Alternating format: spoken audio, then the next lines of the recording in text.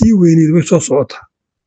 marba haddii gadar lala soo macaamilay oo lacag laga soo qaadanayo taa koongo mid ka daran baa soo socota ilaahay baa yidhi diintaa tidhi xaqaaga isku taag oo ka dagaalan si nabadgelyo ah uga dagaalan hadday kugu kaliftana iska celi qaar idinka ah yaa laydiin soo koraysani waxaas oo wax adduunka o dhan ka dhaca nimankan yuhuudda markii moofooyinka lagu gurayey qaar yuhuuda yaa soo sheegayey waanu barbar taaganahay shacabka walaalahaya ah ee la boobayo ee duhur cad loo soo hungurooday in la boobo oo ajnabi maartay loo soo koraystay barina waxaa ku xigi doontaa maxaan ku dhahdaa cadow soo shastaqayaa la keeno baadil baad ku qabta dowladdu nimankan ku qabsadeen halkan waxay xoreynayeen may jirin marka dadka leynayeen ay cadowga raacayeen ay dhiigga faraha la galeen haddii ay dowladdani ay ku timi qoriga gacaaradii iyo dhiig waa dadkaa ku kalifina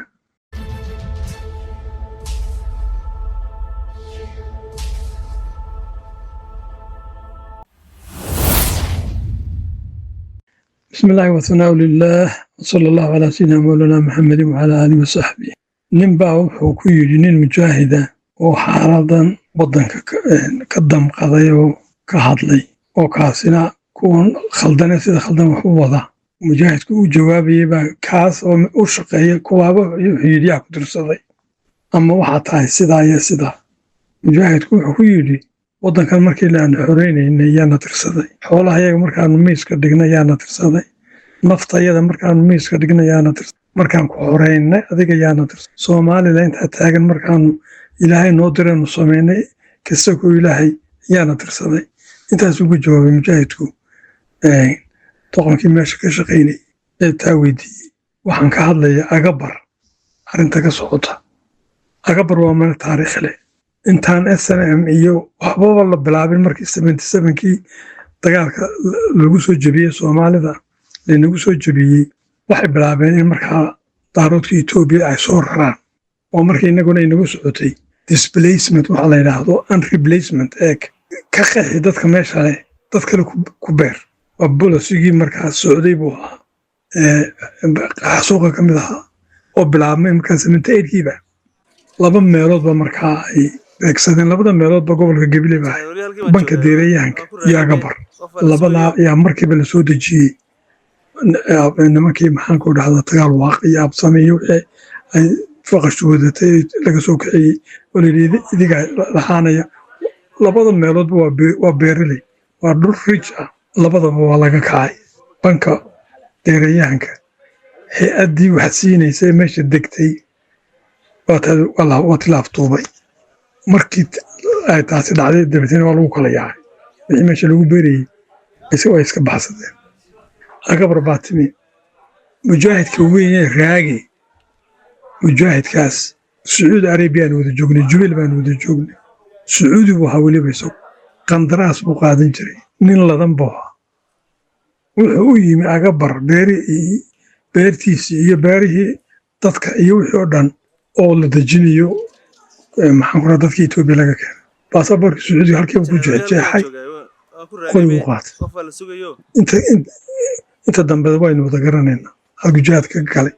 macni waa la xoreeyey xabad baa lagu xoreeyey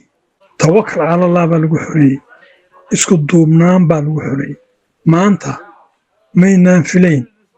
taa kongo ka socotoo kale in ummadda meeshaa ku nool beerahoogii iyo daaqoogii iyo degaankoogii ajnabi inta loo soo kaxaysto laydhaa macdan baa laga baaraya dowladduna waa ilaalinaysaa qofka hadlana madaxaan uga tuganin waa agabar waa halkii wax lagu dayayey weeye tii weyneed way soo socotaa marba haddii gadar lala soo macaamilay oo lacag laga soo qaadanayo taa koongo mid ka daran baa soo socota hadhow maxaa imanaya cadowshooda oo shaqaystayaal baa imanaya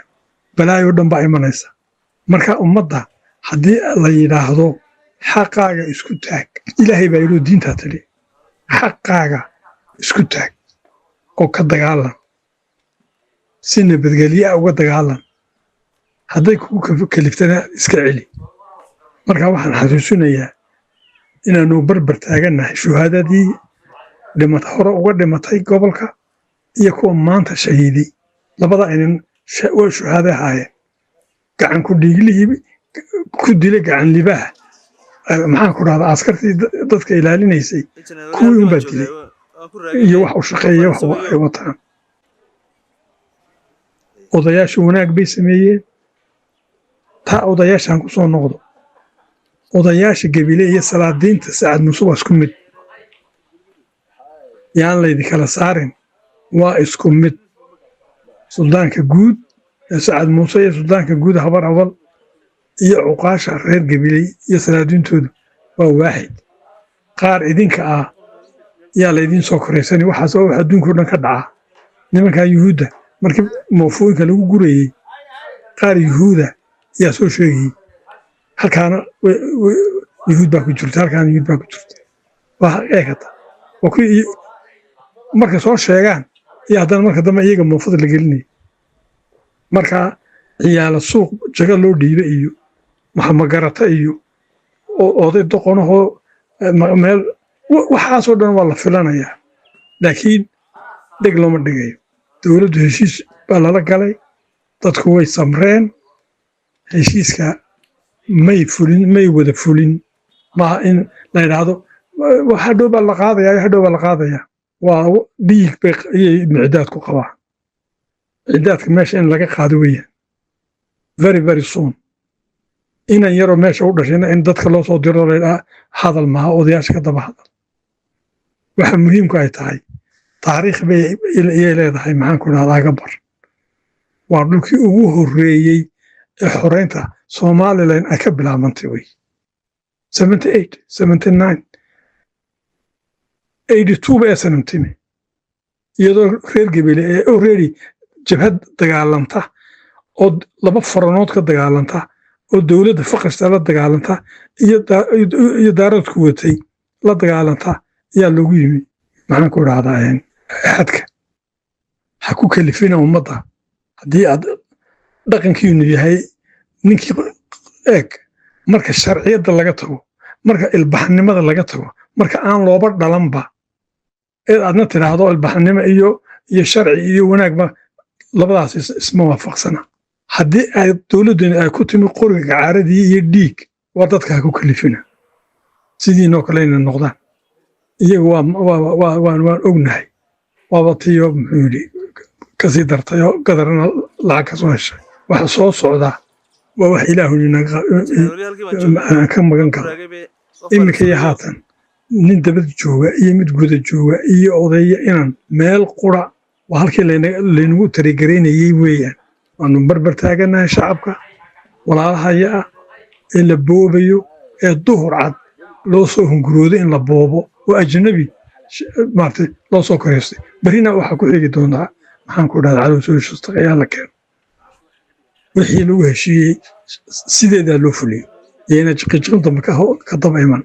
ummaddana waxaan leeyahay dhagax kasta iyo geed kasta iyo guri kasta iyo meel kasta standby xaqiina ilaashada maaha dad kicin stand up for your rights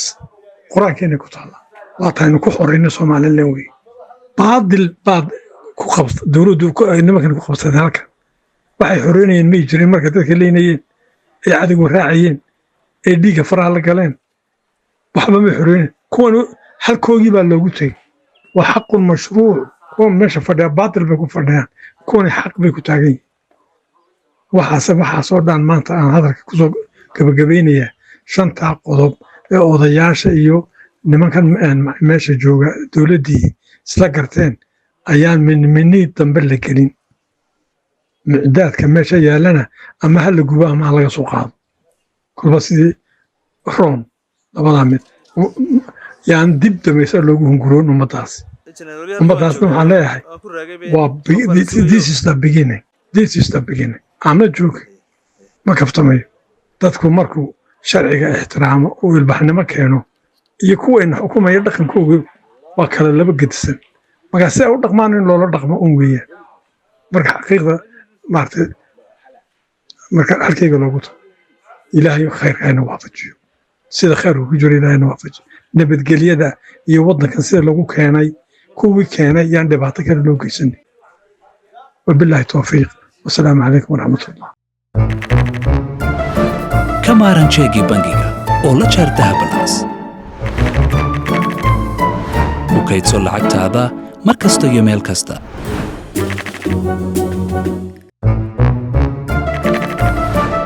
ku dhex isticmaal adeegyada Somtel iyo iDahab ku xidha akoonkaaga bangiga oo ka dhex maamula lacagtaada u soo wareegoo la jaanqaad dunida casriga